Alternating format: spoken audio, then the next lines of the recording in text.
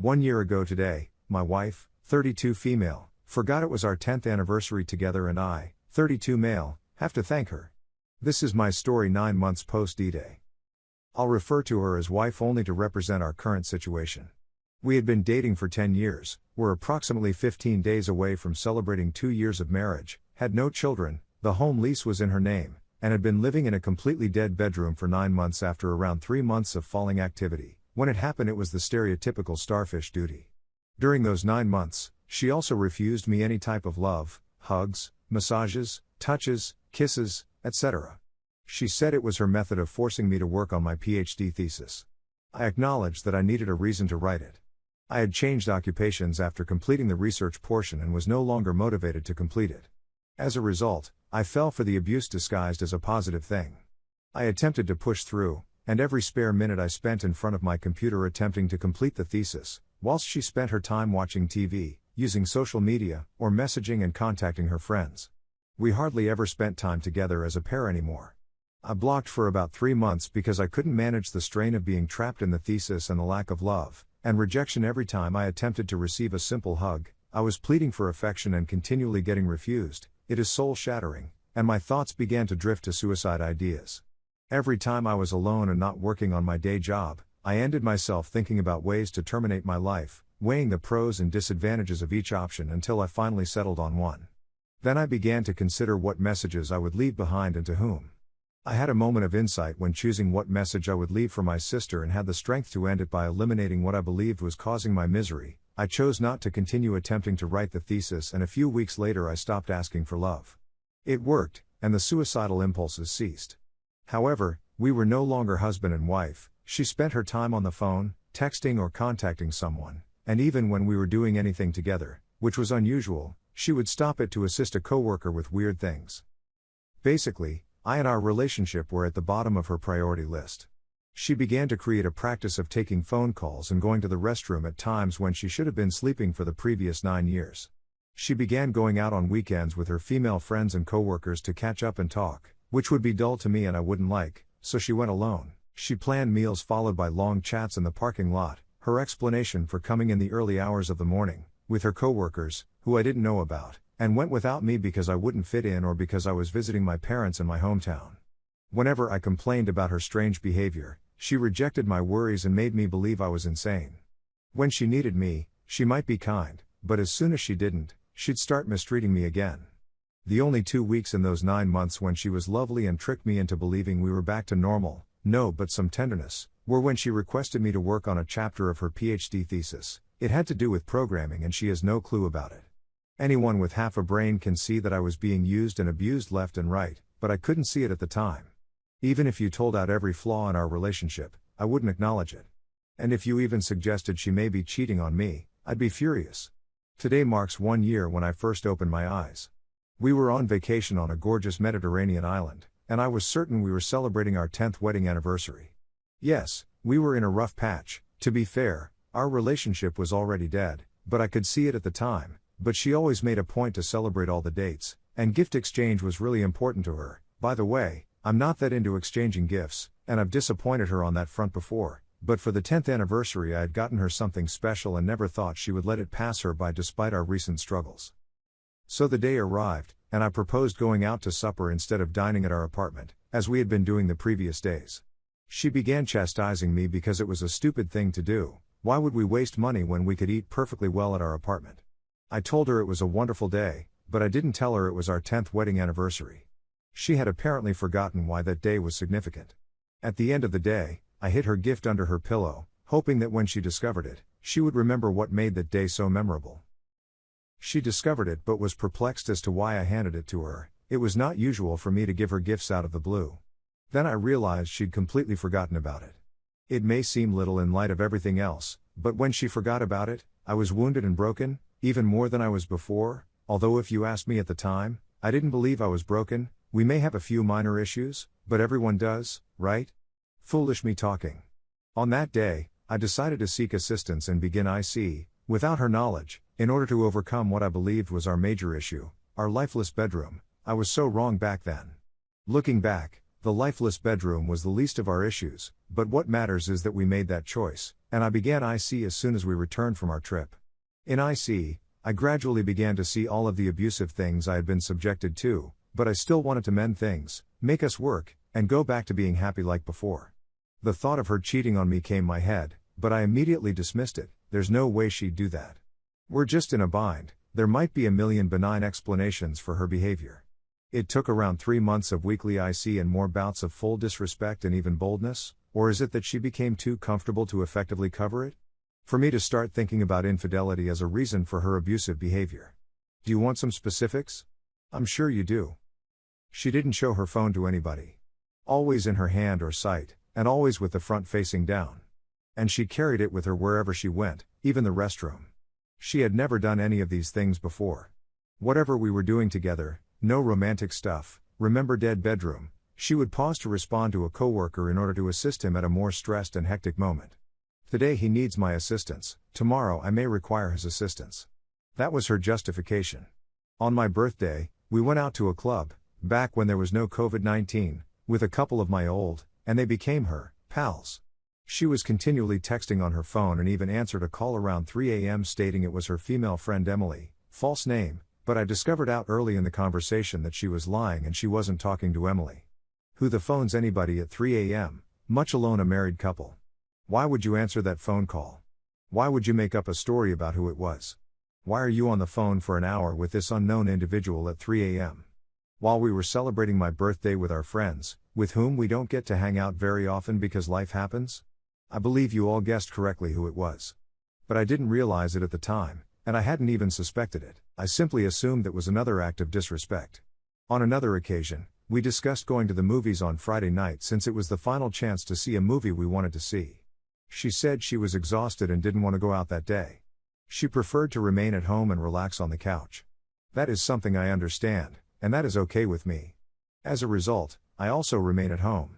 After dinner, she receives a call from a male coworker, the same as the previous calls, and agrees to meet for coffee and chat about some upcoming changes in their departments. It hadn't even been an hour since she declared she was too weary to go out. I told her I wouldn't sit home while she went out after ruining our plans, and that I would go to the movies anyway. I know, not the reply you were anticipating, but trust me, I could have completely stayed at home and not had any fun. That was how I discovered a way to experience some of the pleasure I had intended. Who exactly are you? Me from the past. Of course, she instantly changes into a lovely summer dress, very simple to pull up, if you see what I mean, and follows him. Yep, he picked her up near our building. No, I did not see him. Yes, I was a moron. I was irritated by the disrespect, but cheating was at the bottom of my list of possible explanations. When I go home from the movie, she isn't there. I dialed, but no one answered. I called again, but there was no response. I sent her a text message. This is not the time for a female to be out, she responds, I'll be home in half an hour. I decide to stand near the window in the hopes of catching a glimpse of the car/guy she returns with. She returns around 2.5 hours later. I did get to see the automobile and hear part of what she said to him outside the car. And what I hear instantly reminds me of how we used to say goodbye to each other when we first started dating. Cheating had begun to ascend the list of reasons for her behavior at this time, but it was still far from the top. Yes, she was still foolish and blind. On another occasion, I discovered in her laundry, yes, I'm not proud, but desperation causes you to do things you never thought you'd do, the pants she wore the day/night she went out for coffee, or dinner or company party, I don't remember, had a lot of what I believe was vaginal fluid, and I mean a lot. This is not typical. Nobody has that much fun at work or when they're just hanging out with their buddies. That's when I realized she was having an affair with me. My heart felt like it was being yanked from my chest.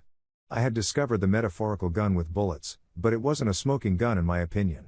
There was still a 1% possibility it was a hoax. Could she have been? There is no need for a third party to step in.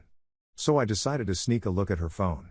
It was quite difficult since, in my opinion, that is a terrible thing. If you get to that point, you're done, there's no trust, no hope. I was even given the opportunity, but I declined at the last minute. I had a conversation with a buddy who revealed that he, too, had been cheated on, he had never addressed it before, and that my wife's behavior was identical to that of his unfaithful lover. That was the last straw. I finally got a chance to look at her phone, and there it was, thousands of texts exchanged between her and this coworker who was going through a difficult time because his mother had been diagnosed with Alzheimer's, another low blow. My grandmother suffered from deep Alzheimer's disease for about 10 years until she passed away, so she knew this was a soft spot for me, full of talk, pics on underwear from them both, everything. They'd been doing it for at least a year before I found out. 1 whole year. The same length as our lifeless bedroom, and her abusing me by withholding love. She decided not just to cheat on me, but also to remain loyal or faithful to him. As though her relationship with her spouse was wrong and a betrayal of the other person. I'm pleased she did it, however. As far as I know, I don't have to fight the desire to have with her or even touch her before/after he was inside her, or she kissing me after giving him a blowjob, which she claimed she didn't enjoy giving him, but with him it was an appetizer or a dessert in their meal. Yes, she did what people do with meals. I was saddened as soon as I learned of this clear proof, but this time I was prepared for it and didn't break instantly. I resolved to leave her as soon as possible. My circumstance was the best it could be in this scenario. I have no children, no home, and no lease in my name. I could just pack my belongings and depart as soon as I discovered a suitable spot for myself. I also chose not to tell her what I discovered or, more crucially, how I discovered it. So I maintained my cool, and if nothing had occurred, I even assisted her with her attire as she prepared to attend a large work party, and I already knew that was not the main event for that night. He would be there as well, so naturally they would what adults do. She departed about an hour later, and I was finally able to weep, scream, rage, get angry, and let all of my feelings out. I phoned my buddy, read more of their messages, made this Reddit account, and spent approximately 4 hours crafting my narrative before posting it to r/dead bedrooms, which I had been following for the previous 6 months when I assumed our situation was just a dead bedroom. I'd want to thank everyone who helped me at the time and gave me advice, as well as referred me to beneficial resources like this community, which I've been following ever since. Of course, I couldn't sleep and remained up till she got home at 7 a.m. Of course, she informed me that her group of friends had been the last to leave the party and that it had been fantastic. You and I both know what I'm talking about. Later that day, in one of her messages to him, she wrote, "The after party left my tie bruised due of the handbrake. Nearly all automobiles in my country have handbrakes between the driver's and passenger's seats, so it's apparent what type of after party it was. That occurred over the weekend.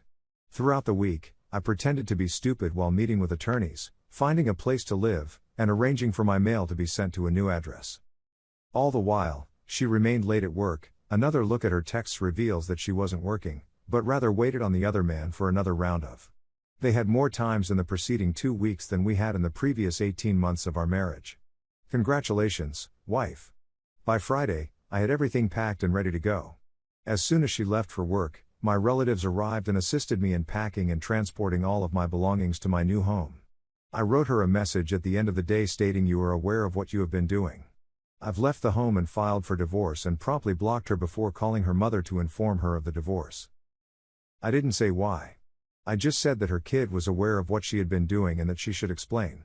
My wife continued attempting to phone me, but she couldn't get through. I contacted my mother, but she never returned my call. In the previous 10 years she never called my mother. She even phoned my pals, but they were already aware of what was going on and never returned her call. She then texted me using the same app she was using with her AP, accusing me of being indoctrinated by a former coworker and going to live with her. Ridiculous accusation and a classic example of projection. I had her blocked. I only got to speak with her twice more. The next Wednesday, I contacted her to inform her that the lawyer had given her a letter including all of the details of the divorce. She attempted to play the lost wife card, implying that she doesn't understand what's going on or why I'm doing this. She started weeping, stating that she had always battled for us and that I had never done so. That she had been thinking for a while that we should attend to marriage counseling. I believe most of us are aware of all of this. The trouble is, I nearly fell for it. After that phone call, I began to doubt what I knew to be undeniably true. My bruised and battered heart, on the other hand, began to mistrust and wanted to believe in all her nonsense.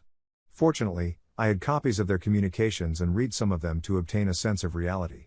Yes, it was agonizing shopping, but I needed it to stay focused and not give up. They practically learned every parking space ideal for vehicle near our home, his residence, and their workplace. They most certainly did it at their workplace office buildings as well. The most upsetting discovery was that they did it all the time in our home, in our bed, living room, kitchen, and everywhere. I last communicated with her approximately a month later, when we signed the divorce papers. She sought to present a chilly, detached, and superior demeanor at the time. Finally, I informed her that I was aware of all she had done with AP name. Her remark was something like, "What I did was merely to gauge your reaction." I believe she didn't really comprehend what I knew. Perhaps she believed I was simply irritated by all the attention she lavished on the other man. The next weekend, I visited with her parents and told them the majority of what she had put me through, as well as the affair, although without revealing the messages. Of course, they couldn't believe her daughter could commit such heinous things. But I didn't show them the proof. It was a way of telling her, "This is how I got you. Next time, be extra cautious and conceal your hidden existence more effectively." That was the last time I spoke with anybody from her family. How did I cope with all of the trauma? I continued to attend IC and still do now. I had to rely on my friends and family. I never cover up her infidelity. It is partnering to do it. I let my emotions run wild. I wept whenever I felt like it. It came in bursts. I was okay 1 second, then I felt the severe shock of everything all over again. Simply let it all out. It will pass and become better. I haven't had one of these episodes in months, but I know I may have one at any moment, and that's okay. I began doing things I wanted to do, like going to concerts and seeing plays at theaters, stupid COVID-19, by myself. It feels nice not to miss out on something you think you'd like just because you don't want to go alone and your buddies don't want to go with you. Attend gatherings even if you don't feel particularly compelled to do so. It's a chance to meet new people and move out of your comfort zone. Yes, it won't heal you, but the boost you receive from just chatting to new people, even if only for a few minutes, is fantastic. Make an attempt to engage with others more often. As an introvert, this is a difficult yet vital task for me. The only way to improve your ability to communicate and interact with others is to practice. Has it been simple? No way, Jose. It's a battle. But it gets better with time. I'll admit that I was doing much better until COVID-19 swept across my nation and brought everything to a halt. I felt like I was moving backwards in my rehabilitation during the last 3 months since all of the things I used to deal with the circumstance were no longer accessible. Concerts and performances were postponed. Parties and activities were postponed. Friendship meetings were prohibited.